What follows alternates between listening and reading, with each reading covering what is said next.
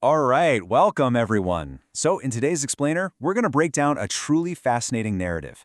It's an analysis of Madhav's Pav Bhaji. Now, on the surface, sure, it sounds like a story about a guy selling street food, but really, it's an absolute masterclass in business ethics, the harsh mechanics of survival, and honestly, the inescapable law of karma. We're going to look at the exact mechanics of why some businesses succeed and others completely fail, all through the journey of a man named Madhav. So let's dive right in and map out exactly how a mindset of abundance triumphs over a mindset of scarcity. To really get this, I want you to picture the incredibly high stakes our protagonist is facing right from the start. His daily plea is so simple but just dripping with desperation. Oh God, please don't let it rain today. Imagine a massive storm is brewing. The sky goes completely dark. Madhav is out there pushing a heavy wooden cart through the biting wind. He is completely impoverished. Back home, he's got this unpaved, leaky roof, and his wife, Sumitra, is just waiting with an empty pantry. She's literally just hoping he brings home enough cash to light the stove that night. So the stakes? They couldn't be higher. This isn't just about turning a profit. It's a desperate fight for basic survival. Section 1. The Honest Struggle. Let's take a look at Madhav's initial dedication. So, Madhav is facing the ultimate test. He's had zero sales all day long and the rain is just pouring down. But instead of packing it up and running for cover, what does he do? He pulls out this torn piece of tarp to protect his food, letting himself get completely soaked in the process. A guy from his village, Burju, actually walks by and tells him he's crazy. He's like, "Go home before you catch your death out here." But Madhav's response is just heart-wrenching. He tells Burju that, to a poor man, the fear of hunger is way scarier than the fear of a fever.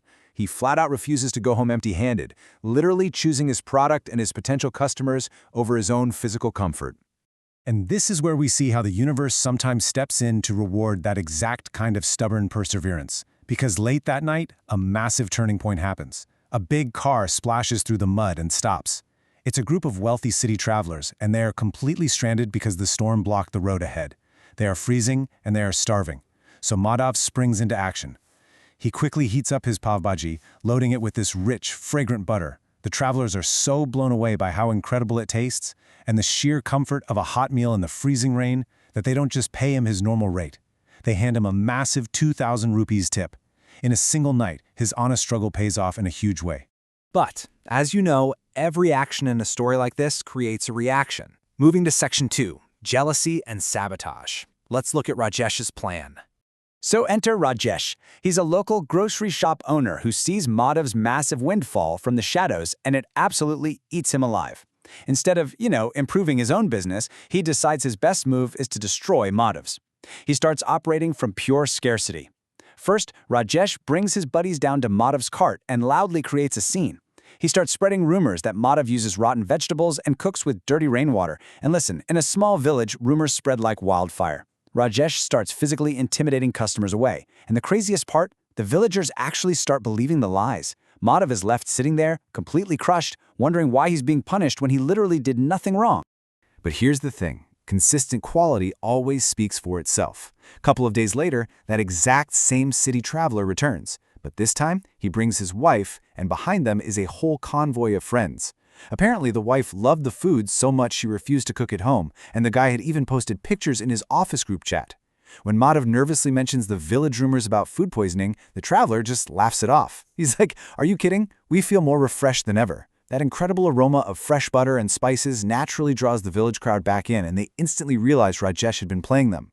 Madhav's unwavering quality completely shatters the sabotage. And that vindication takes us right into Section 3, Growth and Expansion. Time to scale up. So Madhav realizes something crucial here. Relying on luck to survive a heavy storm is not a viable business plan. And a leaky roof, yeah, that's not going to fix itself. Now, the village sarpanch had been watching all of this. He saw Madhav's grueling hard work, so he helps him secure a rented shop right at the village crossroads. Madhav officially transitions from this vulnerable wooden cart in the pouring rain to the Madhav Pav Bhaji Center, complete with a solid roof. This is such a critical lesson in scaling.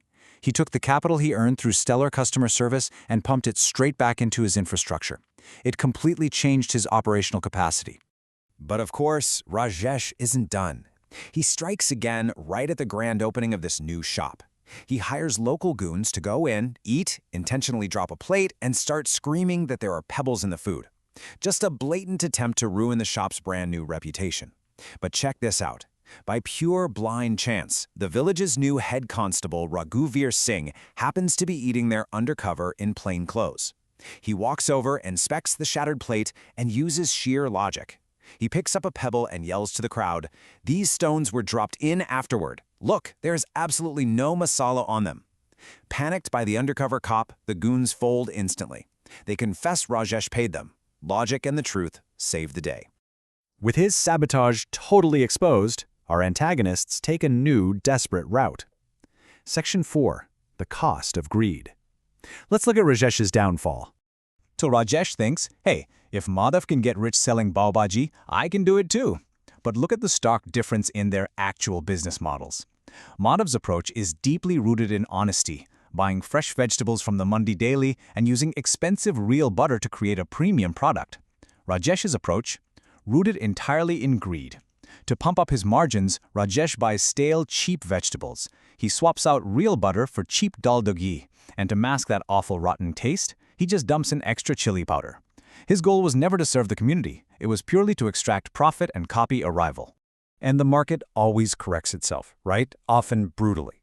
Because Rajesh relied on terrible shortcuts and unsafe ingredients, the inevitable happened. Within just a couple of days, his customers started falling terribly ill with severe food poisoning. A furious villager literally dragged Rajesh in front of the village panchayat. The consequences were incredibly swift. Rajesh was heavily fined, his reputation was completely destroyed, and his copycat shop was permanently shut down. His scarcity mindset literally ended up poisoning his own community. Which brings us to our final act. Section 5. Success and Forgiveness. So, Madhav's honest reputation catches the eye of a city investor, and they partner up to open a massive, luxurious highway restaurant. Madhav is genuinely wealthy now. He lives in a beautiful pucca house. Then, one day, while driving through the old village, he spots Rajesh. And Rajesh is just ruined. His shop is covered in dust, he's broke, and he looks incredibly weak and defeated. Rajesh actually apologizes, admitting that karma has finally brought him to his knees. But instead of mocking the guy, which, let's be honest, a lot of people would do, Madhav offers him pure grace. He says, "A human is an effigy of mistakes. Let go of the past. You can manage the store in my new hotel." That right there is the ultimate proof of Madhav's abundance mindset. He is so incredibly secure in his success and his own ethics that he can afford to lift up the very guy who tried to destroy him. Which leaves us with this final, really powerful question to ponder today. No matter how heavy the rain, are your intentions firm? Madhav's story isn't just about selling food. It's a testament to the fact that external storms, whether that's literal bad weather, a jealous rival, or tough economic times, they are constantly going to test you. But if your foundation is built on honesty, high quality, and an unwavering commitment to the people you serve, well, no amount of sabotage can ever wash you away. Thank you so much for joining me on this explainer, and definitely keep this question in mind the next time you face a storm of your own. Catch you next time.